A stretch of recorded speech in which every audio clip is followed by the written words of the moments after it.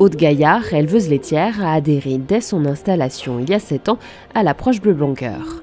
Sous la présidence de Nathalie Kéroas, cette entreprise défend une démarche agricole et alimentaire dont le but est d'améliorer la qualité nutritionnelle et environnementale de notre alimentation. Les produits issus de la certification Bleu Blanc Cœur sont ensuite commercialisés dans plusieurs enseignes de la grande distribution, dans des commerces de proximité, en restauration collective et dans plusieurs restaurants en France.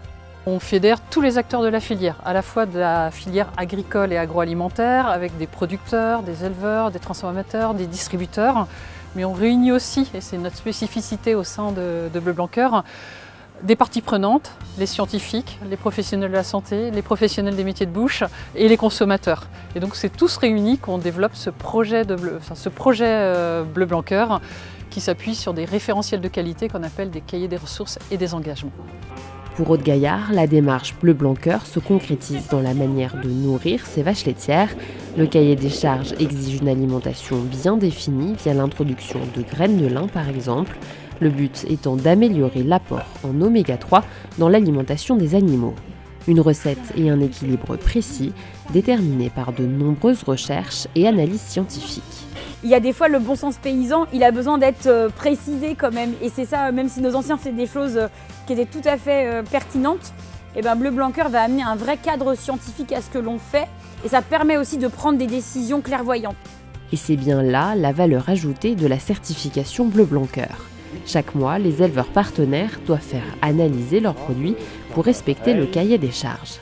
La filière Bleu Blanc Cœur a un objectif de résultat, c'est-à-dire leurs produits doivent contenir ce qu'ils annoncent, c'est-à-dire un enrichissement naturel, mais un enrichissement quand même en acides gras oméga 3. Et donc c'est contrôlé. C'est important dans le domaine de la nutrition et même de l'écologie de savoir la différence entre obligation de moyens et obligation de résultat. Et donc le top, c'est obligation de résultat. Des études et recherches scientifiques sont aussi régulièrement conduites.